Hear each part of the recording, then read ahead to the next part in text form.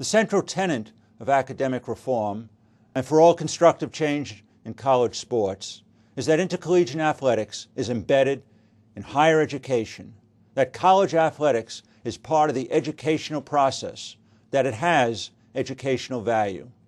The purpose of a college education is to acquire knowledge and skills that enable students to be productive citizens and successful persons. Reading textbooks, attending lectures, and taking tests is a good part of that learning that occurs in college, but it is not all of it. There are also developmental aspects to a college education. Student athletes learn the ability to lead and to follow, to sacrifice self for the common good, to be part of a larger team. They learn resilience to overcome setbacks and the good judgment to accept victory with humility and defeat with grace and honor. They learn, most importantly, the value of hard work and the pursuit of excellence. Of course, there are other means for university students to build character and life skills, but athletics is one excellent means of doing so. Furthermore, despite the occasional and visible misstep, these character traits are modeled to other students and to society at large. This, I suggest, is one strong reason college sports is tied so viscerally to higher education in America. It is a fixture of our national culture that no other nation can claim, but many envy. 5 years ago, I told this audience that we had to renew the effort to bring college sports into better alignment with the mission of higher education.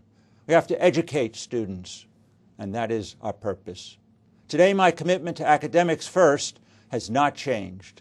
A decade ago, several reform efforts came together, including those motivated by the Knight Commission, several key athletic conferences, and the NCAA itself. The result was an unprecedented level of energy directed at reasserting presidential leadership and academic primacy.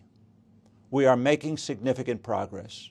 It is becoming clear that college athletics are first and foremost college students.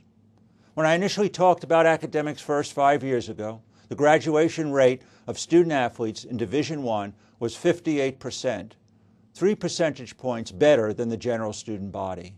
Football players were graduating at a rate of 49% and male basketball players at a rate of 40%.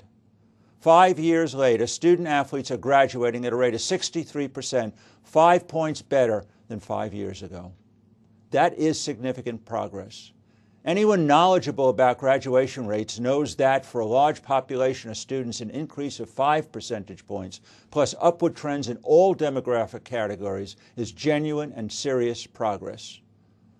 Football student athletes increased 5 points to 54% in just those 5 years. Male basketball student athletes likewise gained 5 points to 45%. Actually, the reality is far better than the numbers indicate. These numbers result from using the federal methodology for calculating graduation. That methodology is now well recognized as a flawed approach. The current federal approach is to take a snapshot of when students first enter a university and then 6 years later take another snapshot to see who graduated from that same institution. This approach is both inaccurate and a poor management tool. It is inaccurate because it fails to track transfer students. Imagine this. Your son and daughter enters a large university after a well above average high school experience, but is overwhelmed by the size of the campus and the change in expectations. He or she leaves after the first semester, works for a year, and then enters a small liberal arts college where 4 years later, having found the right environment, graduates with honors. According to the federal methodology, however, your son and daughter is an academic failure because the large university just wasn't the right place and he or she transferred. The fact is that as many as a third of all students are higher at some public institutions, transfer at least once during their academic careers, and still earn degrees. When we started tracking student athletes who transfer, we discovered that in Division I alone, more than 30,000 were not counted by the federal government each year. Thus, we created a new and more accurate metric, the Graduation Success Rate, or GSR. About a month ago, we announced this year's graduation success rates for Division I student athletes at 77%, up 1 percentage point from a year ago, and 14 points more accurate than the federal rate. Compared with the graduation rate with the Knight Commission's stated goal in 2001 for student athletes of 50%. We also have a new and better management tool for presidents and directors of athletics. We call it the academic progress rate, or APR. It's a better tool because it enables us to understand how a sports team is doing while student athletes are still enrolled. It measures term by term the eligibility and retention of a team's student athletes, which allows the directors of athletics and presidents to understand where there are problem areas and to begin to set the ship right. This approach is making a difference. We have attached strong sanctions to the underperformance academically for athletics teams. The unit of analysis is the team.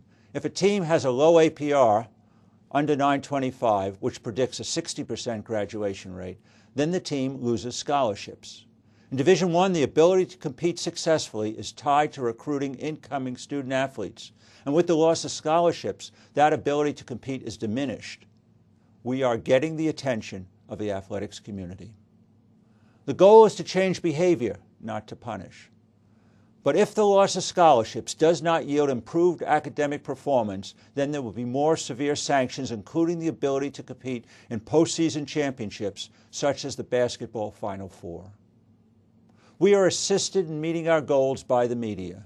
Stories about poor APR scores are highly unwelcome by the coaches and universities, just as stories about academic success of teams now becomes news. As I travel around the country and visit campuses, I invariably encounter athletic directors and presidents who want to talk about their academic scores. The ones who have good news, want to brag about it, of course, and they should. And the ones with not so good news in some sports want to talk about what they are doing to fix the problem. This is a change in culture. More and more academics are being placed first on the list of our campuses, and I am encouraged.